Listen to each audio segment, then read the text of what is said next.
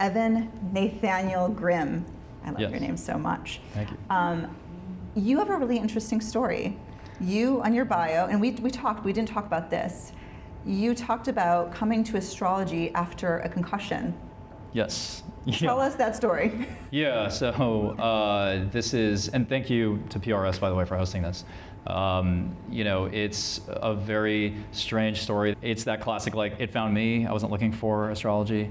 I was working in New York City. This was 2019. I was working for Scott Galloway's company, L2 Inc., very much on a trajectory of, like, doing data analytics, marketing strategy for, like, luxury brands like Gucci, Louis Vuitton, delivering presentations to, like, SVP of strategy at these major brands, and doing music as well. But astrology was mostly like the joke that you'd throw around every once in a while, like 12 signs, 12 personalities. Like, how could that be possible? Like, that's how shallow my understanding was, even in 2019. But I was dancing at this nightclub called Pyramid Club. I would go dancing at this club like every weekend because I'm a Scorpio stellium. I just was like, let me find the local goth club and just like dance to Depeche Mode until 4 a.m.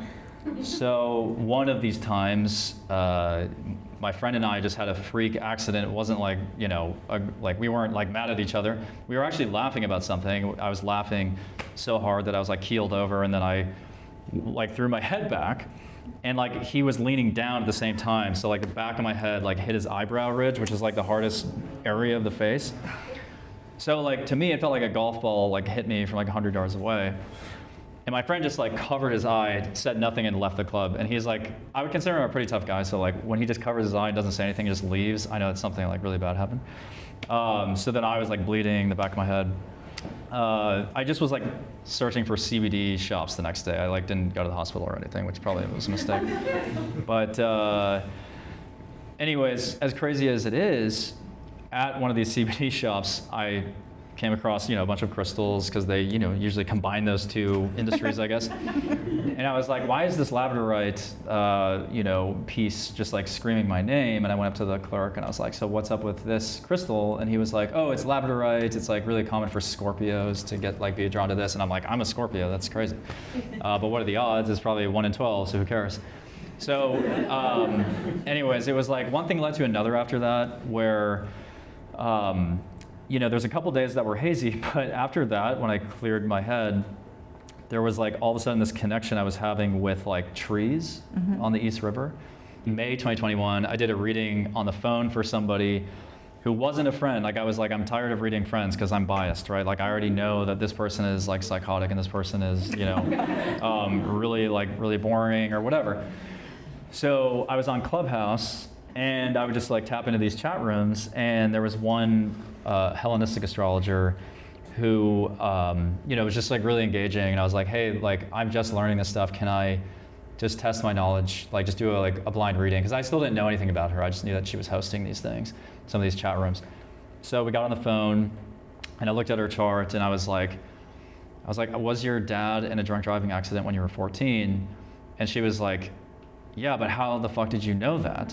Because like she was like, I'm an astrologer, how long have you been studying this? I was like, I started 4 months ago, but like I'm just going off of like the degrees. And I explained it. I was like, you have Saturn in the 12th at 14 degrees, square Mars in the the 9th or whatever at 14 degrees. And like Mars and Saturn to me are like a collision, and the 12th house, like maybe he was drunk or something. And it was like, I was just like piecing this all together, and she was like, I never thought about the degrees, which I know like a lot of astrologers use degrees for that reason, but at the time I didn't know that. I was just like, messing around with like what I knew. Yeah. And then she was like, what do you do now? And I was like, I work for this company, like doing marketing and stuff. And she was like, you should like literally just become an astrologer as soon as possible. And so I took her advice, and like a few months later I was doing it.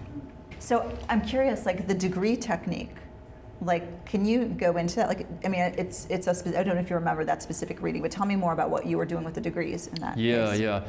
So the degree theory, I think, will vary by astrologer. I think when we say degree theory, it's more of like a tent. Yeah. I think some people will think about it as like the first degree is an Aries degree, so it's the 13th degree and so on. I tend to use it in the same way that what I now realize is Anne Orderly's degree theory as well, but like I didn't know this before. But basically, you take the degrees of all the planets in your chart and you convert that to age, essentially.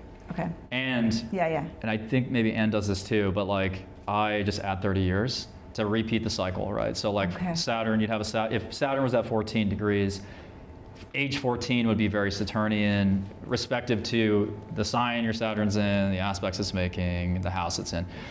And at 44, you'd have another Saturn year, 74, 104 if you live that long. And I would say 90% of the time, nothing's ever absolute, but like 90% of the time when I do readings for people and I incorporate the degrees, it resonates with them. And oftentimes in like very shocking ways, like if they have Jupiter conjunct their moon at 6 degrees, it's like a lot of times they'll be like, I moved abroad at 6, or I traveled abroad, or my dad left and he went to another country or something. So yeah, the degree theory for me has been one of the more interesting aspects of astrology. And I was like, oh shit, I'm just gonna go all in here and just tell people that I'm an astrologer on the side now. At like a Fortune 500 company. So I was like, about me, like from Minneapolis, Vikings fan, like really basic stuff. And then I was like, oh yeah, I also do astrology now. And like I have a business, like an astrology business. And you know, I fucking like, I don't know, that might be a psychic now.